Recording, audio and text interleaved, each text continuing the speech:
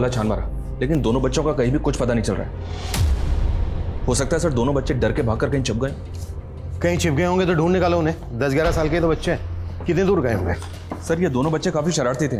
मेरा मतलब है घर के अंदर पटाखे फोड़ देना, किसी के धुले कपड़ों पर कीचड़ डाल देना, इस तरह की शरारतें वो अक्सर करते रहते थे।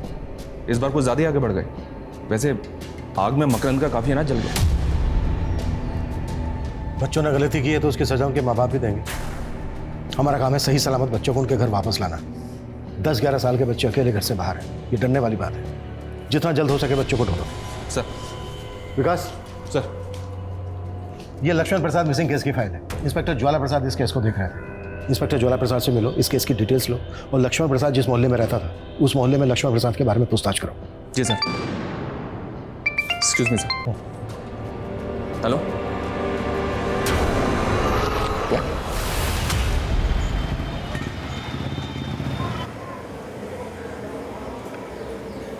डिम्पी, आज जब मैं काम से घर लौटू ना तो तेरी एक भी शिकायत नहीं मिलनी चाहिए, समझी ना? नहीं मिलेगी माँ। और हाँ, याद है ना तुझे आज क्या करना है? दद्दू के पास से जब याद है माँ, दद्दू के घर जाकर होमवर्क करना है, फिर घर आकर होमवर्क करना है और पानी भरना है और चिंटू से बात नहीं करनी है। शाबाश, होमवर्क करके सीधे घर आ जाना। शाम को मिलते हैं। जा।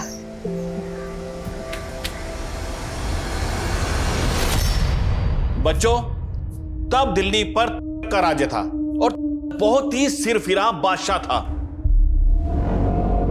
चिंटू, तुम बिना के जैसे सिर फिरे हो।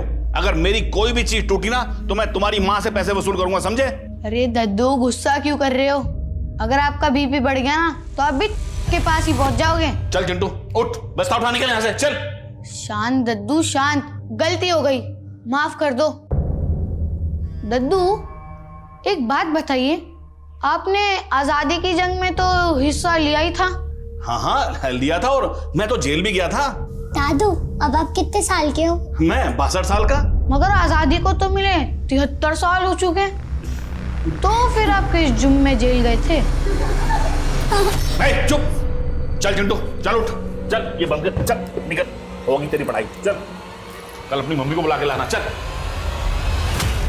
अरे डिम्पी रुक, डिम्पी रुक। अच्छी खिंचाई की ना दद्दू की मैंने? माँ ने कहा है तुझसे दूर रहना। शरारत तू करता है, डांट मुझे पड़ती है। अरे डिम्पी, अभी तो हम बच्चे हैं, शरारत हम नहीं करेंगे तो क्या दद्दू करेंगे? अरे रुक तो, ये नया करतब तो देखती जा।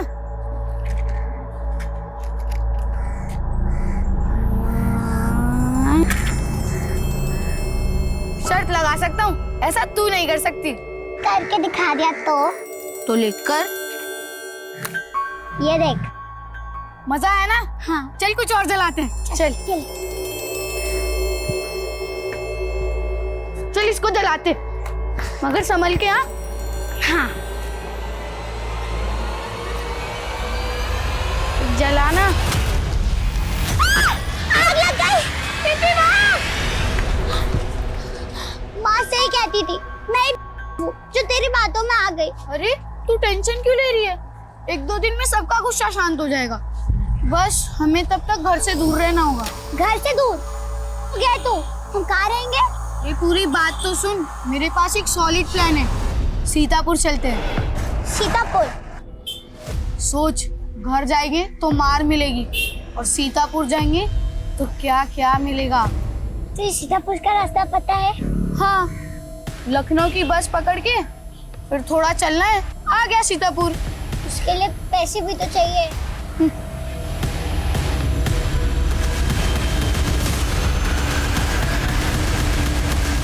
सुजाता, क्या हुआ मकरंद जी? तेरी बेटी डिम्पी और चिंटू की वजह से आज मेरा घर जल जाने वाला था। डिम्पी की तरफ से मैं आपसे माफी मांगती हूँ। सुजाता, गलती तुम्हारी भी है, तुम्हारी बेटी की भी है। मानता हूँ बिन बाप की बच्ची है, लेकिन उसे संस्कार देना तुम्हारी भी जिम्मेदारी है। मैं बहुत शर्मिंदा हूँ मकरंद जी, माफ कर दीजिए हमें। माफी मांगने से काम नहीं चलेगा, तुम्हें नुकसान की भरपाई करनी होगी। आज इस डिम्पी को ना मैं छोड़ूंगी नहीं। डिम्पी!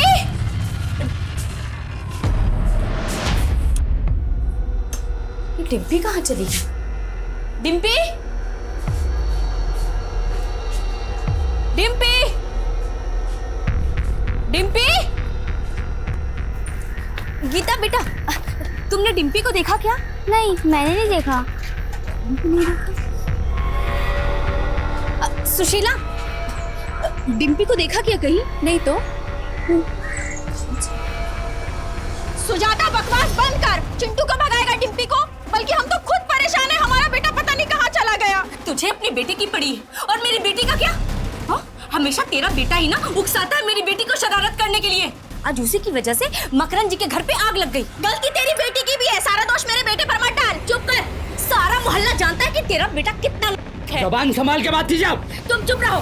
सच सच बता कि मेरी बेटी कहाँ है, वरना आज तुझे छोड़ूंगी नहीं। कहाँ भगा के लेके गया मेरी बेटी को? मुझे धक्का मारे के रोक।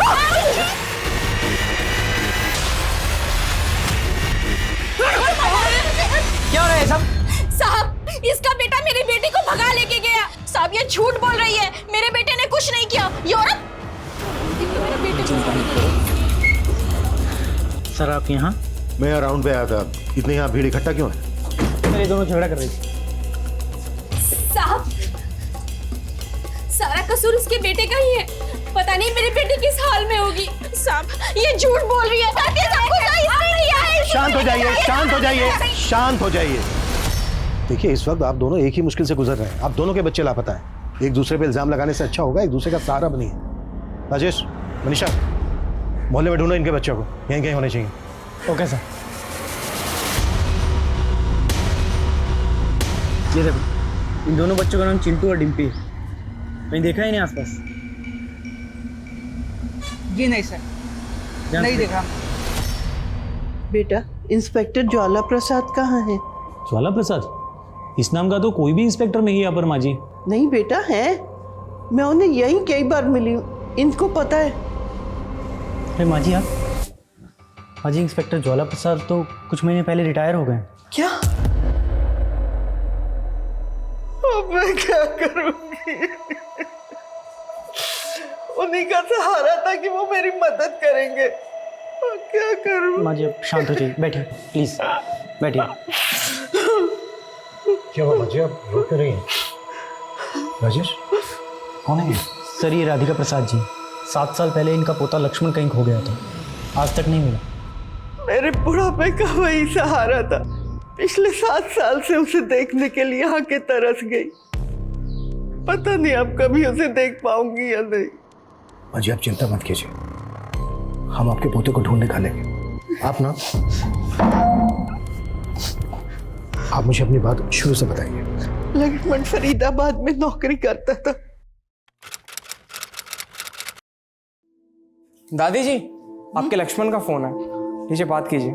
ला दे, इसे पकड़। हाँ बेटा लक्ष्मण, कैसा है तू? दादी, आप खुद आके देख लो ना कैसा हूँ मैं। मुझे आपकी बहुत चिंता होती है। आप इस उम्र में अकेले कैसे रह पाती होगी? इससे तो अच्छा आप मेरे साथ रहो ना। अरे बेटा, तेरी कोई बात टाली है जो अब टालूंगी? तो आप अपना सामान बांध लो, मैं टिकट भिजवा रहा हूँ और विजय से कह दूंगा, वो आपको फरीदाबाद की ट्रेन में बिठा देगा और मैं यहाँ स्टेशन पे पिक करने आ जाऊंगा। पर वो आया नहीं। मैं 2 घंटे तक स्टेशन पे उसकी राह देखती रही। उसने अपने घर का पता भी दिया था मुझे, पर वहां ताला लगा था। आस पड़ोस वालों को भी नहीं पता कि लक्ष्मण कहाँ गया। इस सबको 7 साल गुजर चुके हैं। हाँ बेटा, अगर मेरा पोता लक्ष्मण जिंदा है तो एक बार उसकी शक्ल दिखा दो, और अगर मर गया तो उसकी।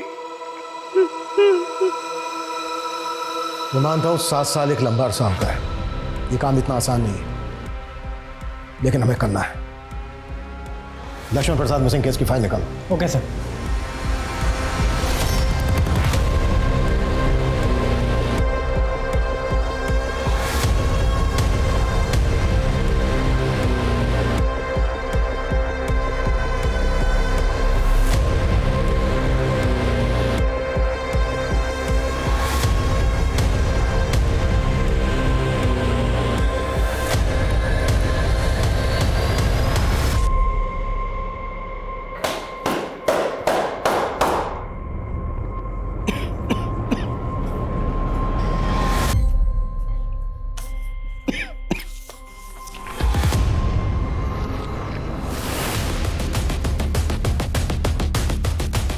साइड आओ, साइड करो। जैन साहब आइए सर, इस तरफ साइड लो। ये देखिए सर, ये तो डिम्पी है सर। अगर डिम्पी यहाँ पर है तो चिंटू भी यहाँ आसपास ही कहीं होना चाहिए। देखो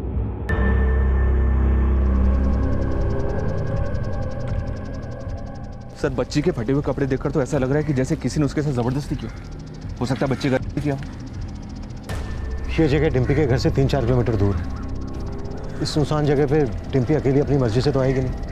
जाहिर सी बात है, कुछ जबरदस्ती उसको लेकर आया होगा। Right sir. और अभी तक चिंटू का भी कुछ पता नहीं चला।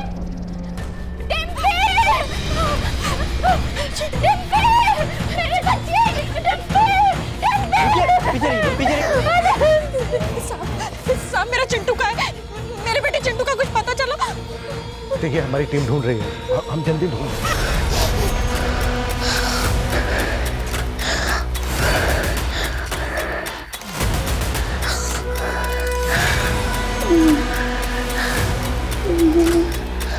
अंकल, डिम्पी और चिंटू को तो कल मैंने पढ़ाई के बाद इस ओर जाते देखा था। बस एक नजर देखे थे साहब दोनों को। दोनों भागते हुए बल्लभगढ़ रोड की तरफ जा रहे थे। हाँ साहब, ये दोनों बच्चे कल यहाँ आए थे, मैंने तो इनसे बात भी किया था। क्या कहा था उन्होंने? सीतापुर? नहीं बच्चा, हमें नहीं मालूम सीतापुर कहाँ पड़ता है। लखनऊ के पास ही है सीतापुर। तुम्हें मालूम है तो एक काम करो, यहाँ से बस पकड़ के लखनऊ चले जाओ, वहाँ से सीतापुर चले जाना। बस कहाँ से मिलेगी लखनऊ की? तुम लोग कहीं घर से भाग के तो नहीं आए हो? नहीं चाचा, हम घर से नहीं भाग के आए, हम तो बस जानकारी के लिए पूछ रहे थे। चल डिम्पी।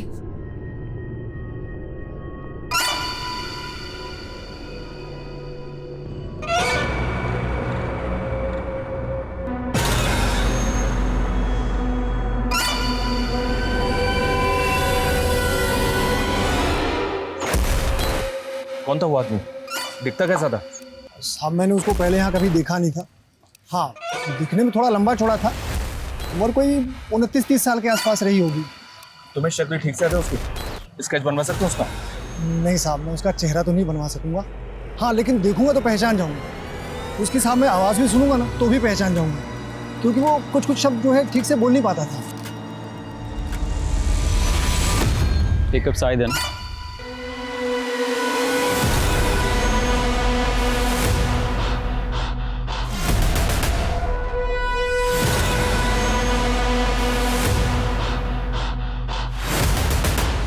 सीतापुर? नहीं साहब, सीतापुर में तो हमारा कोई रिश्तेदार नहीं रहता। सीतापुर क्यों जाएगी मेरी डिम्पी? जरूर वो चिंटू ही ना उसे बहला फुसला कर ले गया होगा। सुजाता जी, आपकी किसी के साथ कोई दुश्मनी? एक विधवा हूँ, पापड़ के कारखाने में काम करके अपनी बेटी को पाल पोस रही थी। मेरी किसी से क्या दुश्मनी?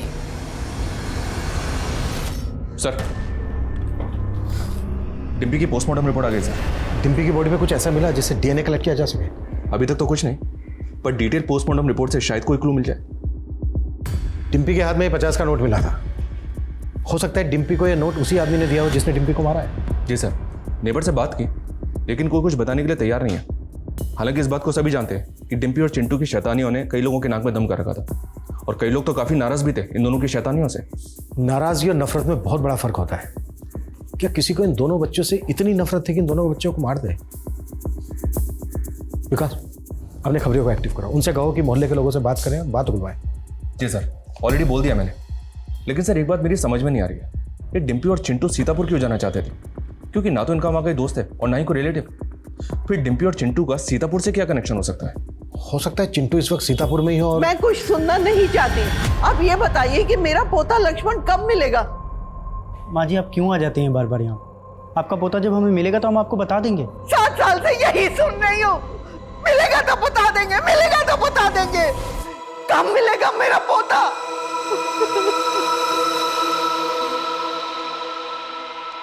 चिंटू को तो हम ढूंढ ही रहे, साथ ही हमें लक्ष्मण प्रसाद मिसिंग केस पर भी ध्यान देना होगा। अपने खबरी नेटवर्क को एक्टिव करो, एटलीस्ट इन्वेस्टिगेशन शुरू तो हो।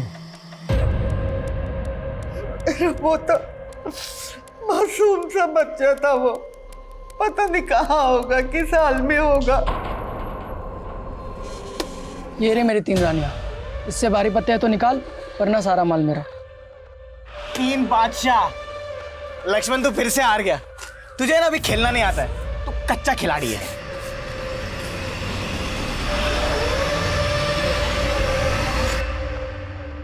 मुझे कच्चा खिलाड़ी बोलता है, हैं? आज के बाद कभी कच्चा खिलाड़ी बोलना मत मुझे, समझा? लक्ष्मण, कहाँ हो तुम इस वक्त? बहुत नजदीक सलोनी, बस तुम्हारे पास ही आ रहा हूँ। तुम भैया भी घर पर है तो क्या हुआ, मैं से डरता हूँ क्या मैं? लक्ष्मण,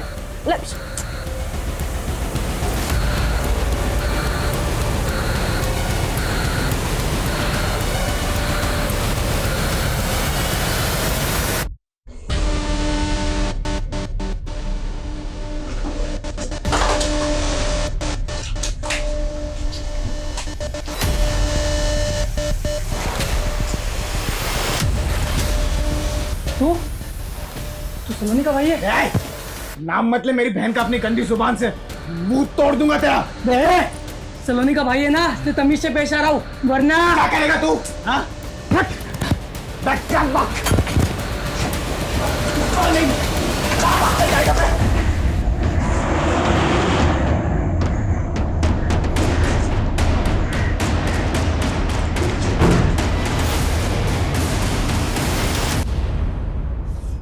लक्ष्मण प्रसाद साहब, जितना नाम उसका सीधा था उतने ही काम उसके उल्टे थे। 1 नंबर का था। आखिरी बार लक्ष्मण को कब देखा था? इतने साल गुजर गए, अब तो कुछ याद भी नहीं है। बस इतना याद है कि उसने कुछ ना कुछ बड़ा लफड़ा किया था और तब पुलिस भी आई थी उसके बारे में पूछताछ करने के लिए। बस उसके बाद मामला ठंडा पड़ गया और उसके बाद मैंने लक्ष्मण को दोबारा नहीं देखा। सर, उस चाय वाले ने जिस आदमी के बारे में बताया था वो एक सीसीटीवी फुटेज में कैप्चर हुआ। मैंने उस चाय वाले को ये फुटेज दिखाया है, उसने कंफर्म किया है कि ये वही आदमी है।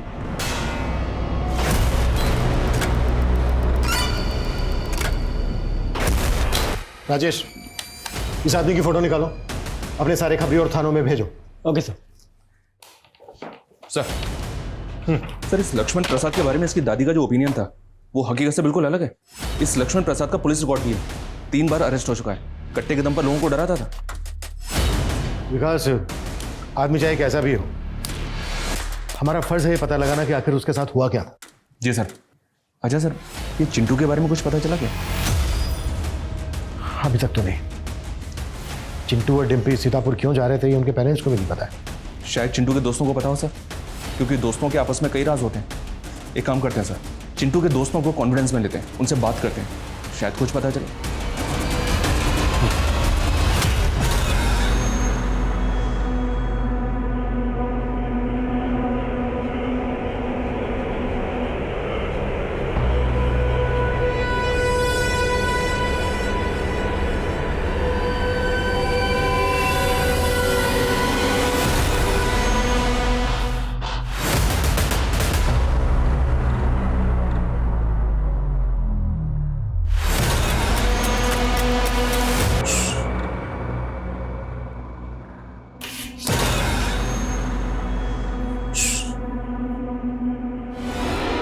याशी, तुम्हें यूनिकॉर्न के टॉयज पसंद है ना?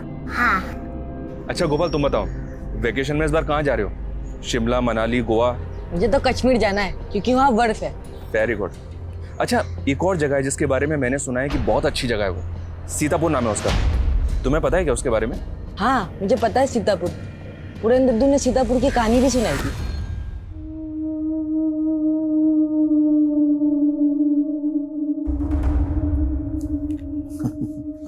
बेटा, ये कोई मामूली पत्थर नहीं है, इस पत्थर की भी अपनी एक कहानी है, सच्ची कहानी। सुनोगे?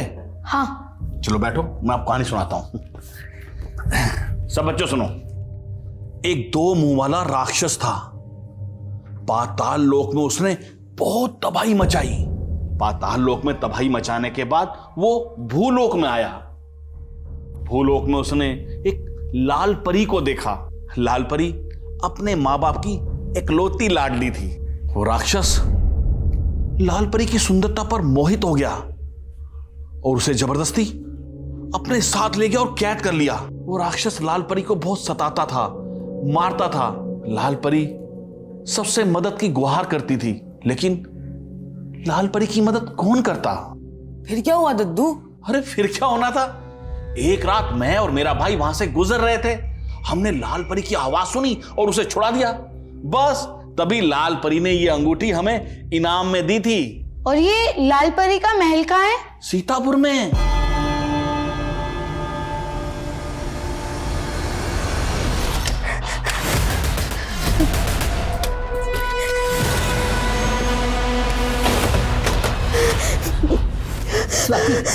स्वाति बेटा, रो मत बेटा।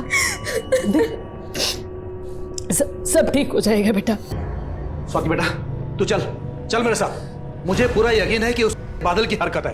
हम पुलिस के पास जाएंगे तो कितनी बदनामी होगी हमारी लड़की की, हम सबकी। अगर हम आज चुप रहेंगे ना तो बादल ऐसी हरकत किसी और लड़की के साथ भी करेगा। हम कुछ नहीं समझते, आप यहाँ आइए।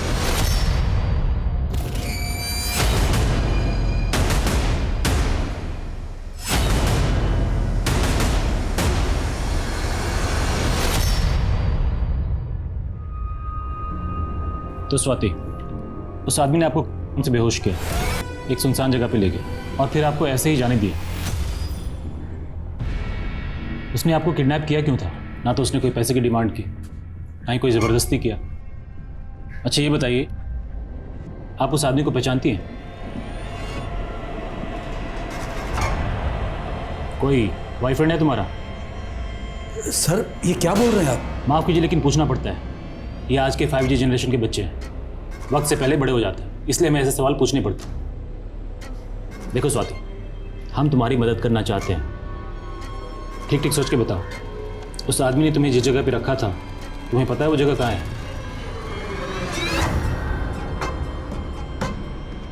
ठीक से याद नहीं सर, अगर वो जगह वापस देखूंगी तो पहचान लूंगी। दिनेश, इनको साथ में लेके जाओ।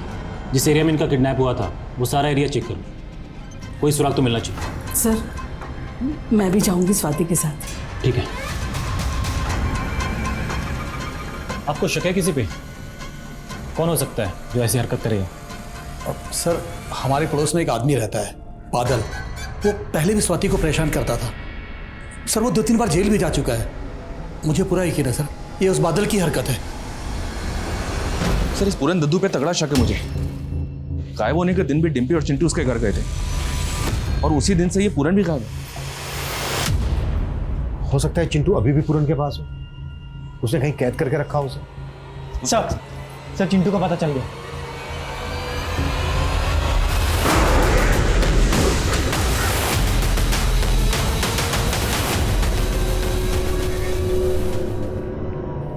सांसें चल रही हैं सर अभी तक। बच्चे को अस्पताल लेके जाओ जल्दी, क्विक। ये पूरा एरिया स्कैन करो विकास, कोई ना कोई एविडेंस जरूर मिलेगा। Okay sir.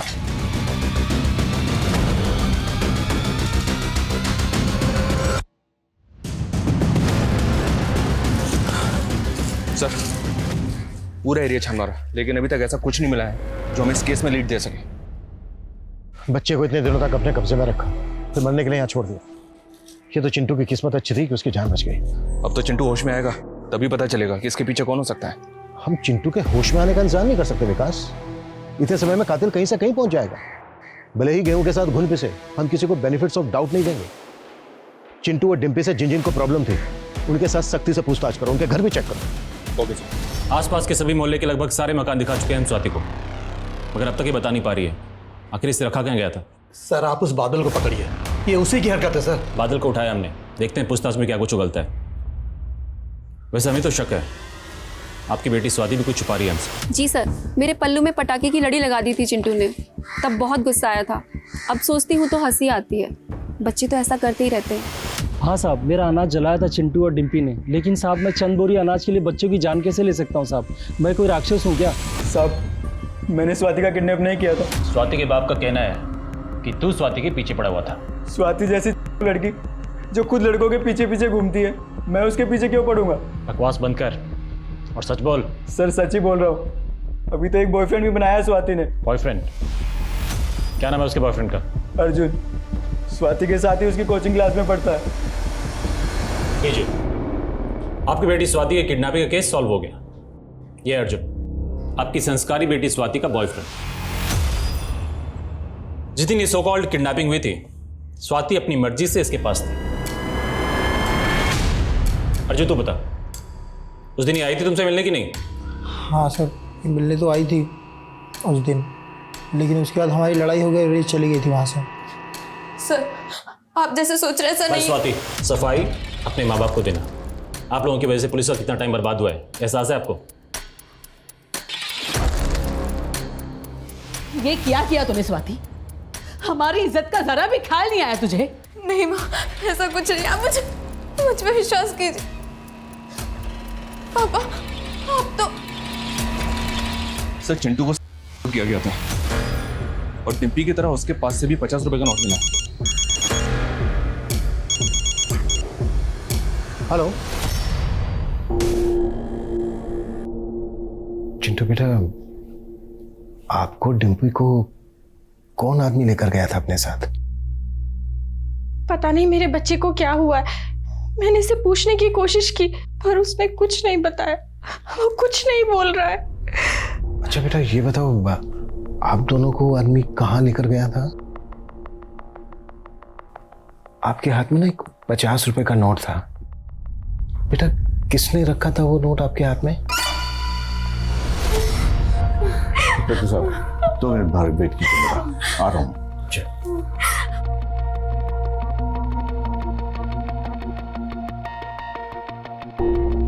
चिंटू को लगातार कई दिनों से किया गया है, जिसकी वजह से उसके में बहुत से जख्म हैं। शरीर के ये जख्म एक बार फिर भी भर जाएंगे, लेकिन उसके दिल और दिमाग पे जो चोट लगी है उसको भरने में काफी वक्त लगेगा। बेहतर होगा इस हादसे से जुड़ा कोई भी सवाल फिलहाल उससे आप ना पूछें। उससे इस केस में आपको फायदा हो ना हो, लेकिन उसकी हेल्थ को नुकसान जरूर हो सकता है और शायद वो नुकसान परमानेंट भी हो सकता है। ये जो भी कल्प्रिट है सर, आई एम श्योर इसने डिम्पी और चिंटू की तरह कई बच्चों को अपना शिकार बनाया होगा। पूरे चांसेस है। इस केस की डिटेल्स आसपास के सभी थानों में शेयर करो और सभी पेडोफिलियस प्रोफाइलिंग वाले हिस्ट्री शीटर्स की लिस्ट बनाओ। Okay sir. सर चिंटू और डिम्पी के मोहल्ले में रहने वाले दद्दू पूरन के बारे में एक इन्फॉर्मेशन मिली है सर। सर वो अपने आप को एक फ्रीडम फाइटर बताता है, लेकिन असल में वो एक हिस्ट्री शीटर है सर। 3 बार हवालात की हवा खा चुका है सर। हमारे एक खबरी उस्मान ने उसका एड्रेस भी पता लगा लिया। मैं जानता था सर, जब पुलिस डिम्पी और चिंटू की पूछताछ करेगी तो मेरा अतीत जरूर सामने आएगा, इसलिए साहब मैं डरकर भाग गया था। ज्यादा नाटक मत कर। चिंटू और डिम्पी के दिमाग में सीतापुर जाने की बात तो नहीं डाली थी? अपनी पोती की उम्र की बच्ची के साथ तू डाला उसे, तुझे जरा भी शर्म नहीं है? मैं चाह कर भी ऐसा नहीं कर सकता, क्योंकि बुढ़ापे की वजह से मेरा शरीर खोखला हो चुका है। आप सर चाहो तो मेरा मेडिकल टेस्ट करा सकते हो साहब। साहब मैंने ऐसा कुछ नहीं किया साहब।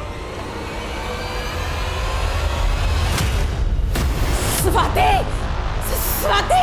सर पूरन की लिबिडो रिपोर्ट आ चुकी है। रिपोर्ट के मुताबिक पूरन कर ही नहीं सकता।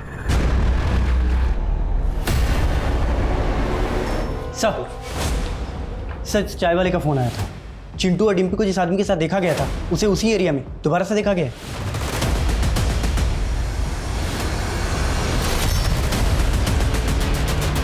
मैंने उस लड़के चिंटू के हाथ में 500 के नोट देखे थे। बस वो पैसों के लालच में मैं उनके पीछे पीछे चला गया था। सुनो बेटा, मेरे पास 2000 का नोट है। एक नोट संभालना आसान रहेगा। तुम मुझे 4 नोट 500 के दे दो, मैं तुम्हें 2000 का दे देता हूँ। नहीं अंकल, इसकी कोई ज़रूरत नहीं है। मुझे इतने पैसे संभालने की आदत है। बस मैंने तो पैसे हटने की कोशिश की थी और जब उसने पैसे नहीं दिए तो मैं वहाँ से निकल लिया। इस बादल की बात का ज़्यादा भरोसा नहीं कर सकते सर। हाल ही में बादल को स्वाति नाम की एक लड़की को अगवा करने के जुर्म में अरेस्ट किया गया था और इस केस को जो ऑफिसर हैंडल कर रहा था उसने इस केस को रफा दफा करने की कोशिश की थी और इसी बीच स्वाति ने किया। फिर क्या हुआ? करने की वजह से मामला मीडिया में गर्मा गया। अभी इस केस की नए सिरे से जांच चल रही है और सर उस केस में ये बादल मेन सस्पेक्ट था। हमें स्वाति का केस स्टडी करना होगा। अगर दोनों केसेस में कुछ भी कॉमन तो हम एक साथ 2 केस सोल्व कर लेंगे। पता करो स्वाति की बॉडी पे मार्क्स थे क्या? अगर थे तो dental imprint लिखवाओ। Okay Radhika ji, आपका पोता लक्ष्मण गलत संगत में पड़ गया था। किसी झगड़े में वो किसी के पैसे नहीं लौटा पा रहा था। शायद उसी से बचने के लिए वो अंडरग्राउंड हो गया। मैंने आपसे झूठ बोला था कि लक्ष्मण साफ दिल का है। एक नंबर का है मेरा पोता। उसके पास उसके पुरखों की लाखों की जायदाद है और उसके पास तो इतना पैसा है कि वो आराम से कुछ ना करके भी घर बैठे जिंदगी बिता सकता है। फिर ऐसे चुपचाप जिंदगी क्यों बसर करेगा? राधिका जी, आप हमें लक्ष्मण के बारे में और कुछ बता सकती हैं जिससे उसके बारे में पता करने में आसानी हो? उसकी पीठ पे एक चोट का निशान है जो बचपन में उसे लगी थी। मैंने कितनी बार बताने की कोशिश की, लेकिन किसी ने मुझ पर भरोसा ही नहीं किया। तुम्हें जो बताना है हमें बताओ, हम तुम्हारी हेल्प करने के लिए आए। उस आदमी के बारे में, उस जगह के बारे में तुम जो कुछ भी जानती हो प्लीज हमें बता दो। जिस घर में मुझे किडनैप करके रखा गया था, उस घर के बगल वाले घर से अक्सर लोगों के हंसने की आवाजें आती थी। उस तरह की भी आती थी। उस आदमी ने तुम्हें कुछ पैसे दिए थे स्वाति? हाँ, 50 का एक नोट दिया था। खाने के बॉक्स पर तपन टिफिन सर्विस लिखा हुआ था।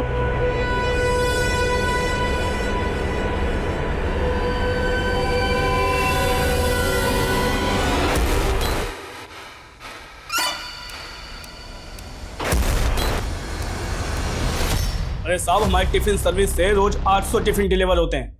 अब हमें क्या पता उनमें से कौन है? तो हम पता लगाएंगे। तुम्हारे जितने भी कस्टमर्स हैं ना, सबकी डिटेल्स हमें दो तुरंत, वरना तुम अगला टिफिन लॉकअप में खाओगे। ठीक है साहब। सर, पूरी एरिया का पिछले 7 साल का क्राइम डेटा स्कैन किया। इनके 200 केस रिपोर्ट हुए हैं जिनमें 30 मर्डर शामिल है और 50 से भी ज्यादा विक्टिम आज भी मिसिंग है। ये सारे तो रिपोर्टेड केसेस हैं, ऐसे और भी बहुत से केसेस होंगे जो रिपोर्ट ही नहीं हुए। लेकिन इस सबका तपन टिफिन सर्विस से क्या कनेक्शन हो सकता है? क्योंकि सर इन सभी जगहों पर हुआ है, वहाँ पर ये तपन टिफिन सर्विस ही डिलीवरी करता है। जहाँ जहाँ पर तपन टिफिन की डिलीवरी होती है उन सारी एरियाज पर नजर रखो। जरूरत पड़े तो सारे कस्टमर्स का प्रोफाइल निकालो। आई थिंक हम सही ट्रैक पर जा रहे हैं। जितने भी डिलीवरी बॉय हैं उन सबकी डिटेल्स निकालो। इससे पहले कि अपराधी किसी और बच्चे को अपना शिकार बनाए, हमें उसे रोकना होगा। Okay sir.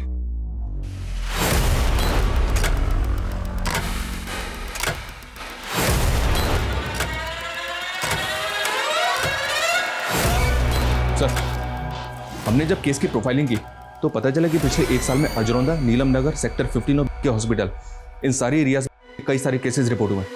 एक डिलीवरी बॉय को जब मैंने पैसे दिए तब उसने इन्फॉर्मेशन दी। मेरी बहन सेक्टर 15 में रहती है। सेक्टर 15 में? जी सर। तो उस एरिया में तुम डिलीवरी करते हो? नहीं, वहाँ भी गिरिंदर ही डिलीवरी करता है। ये हॉस्पिटल और नीलम नगर भी उसी के एरिया में आता है सर। और इन सारे एरियाज में एक ही आदमी डिलीवरी करता है सर, गिरिंदर। उसका पता मिल गया हमें? उठाते मूव। ये झूठ है साहब, मैंने किसी नहीं किया, ना ही किसी को मारा है। आप ऐसे ही फंसा रहे हो मेरे को। तेरे डेंटिस्ट से हमने तेरा डेंटल रिकॉर्ड भी निकाला। टिम्पी के हाथ पे जो मार था वो भी मैच हो गया। अब तो कबूल नहीं भी करेगा ना, तो भी हम ये अच्छी तरह से साबित कर सकते हैं कि मासूम बच्चों को अपनी का शिकार बनाने वाला वो तेतुई है। तेरे लिए बेहतर यही होगा कि कबूल कर ले, नहीं तो तेरे सारे दांत तोड़। बताता हूँ। उन बच्चों के साथ मैं ही करता था। पैसे देके उनका मुंह बंद कर देता था ताकि वो किसी के सामने मुंह नहीं खोले। अब जो नहीं सुनते, रोते, गिड़गिड़ाते, जोर जोर से चिल्लाते, उनको मजबूरी में मारना पड़ता था। तूने उनको उठाया कैसे? अरे बच्चों, कहाँ बस अड्डे पे जाना है? किस लिए? लखनऊ की बस पकड़ के वहाँ से सीतापुर जाना है। प्लीज लेके चलो ना। देखो, मेरे पास ना बहुत सामान है, तो एक बैग में तुम्हारे पास छोड़ कर जाता हूँ और इसे ले जाता हूँ। तुम बैग का ध्यान रखो, मैं इसका ध्यान रख लूंगा। चलेगा अंकल।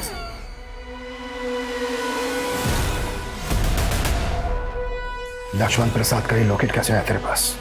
लक्ष्मण? अरे यही तो मेरा पहला शिकार था। पहले से जानता था मैं इसको। एक रात आया था मेरे घर पे सोने के लिए। वो उसकी गर्लफ्रेंड के भाई के साथ कुछ झगड़ा हो गया था।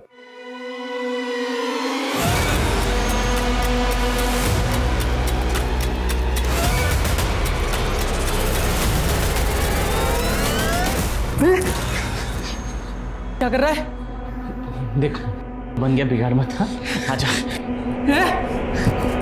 चल, मुझे धक्का देता है? हाँ? ये लक्ष्मण वाले कांड के बाद समझ में आया कि बड़े लड़कों के साथ में नहीं है। अब तक कितने बच्चों के साथ किया ये सब? कुछ याद नहीं, मतलब कभी गिना ही नहीं। फिर भी 100 बच्चों के साथ। हाँ, अब 50-55 को मैंने ऐसे ही जाने दिया घर के। 20-25 को मारना पड़ा और रोने लग गए थे, चिल्लाने लगे थे ना, इसीलिए। राजेश, इसकी चीख मुझे मेरे केबिन तक सुनाई देनी चाहिए। Good bye.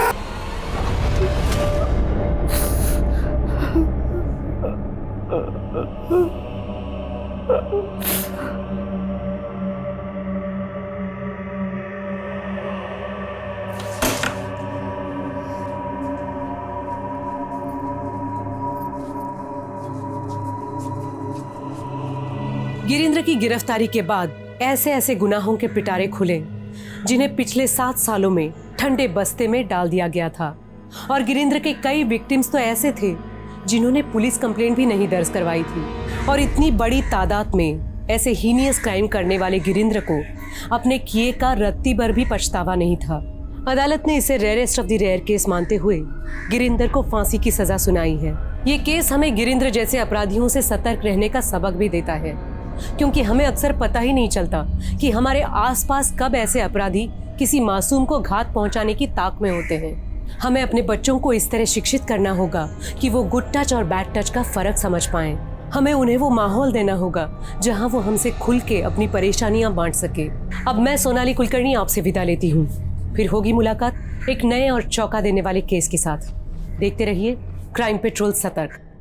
जय हिंद।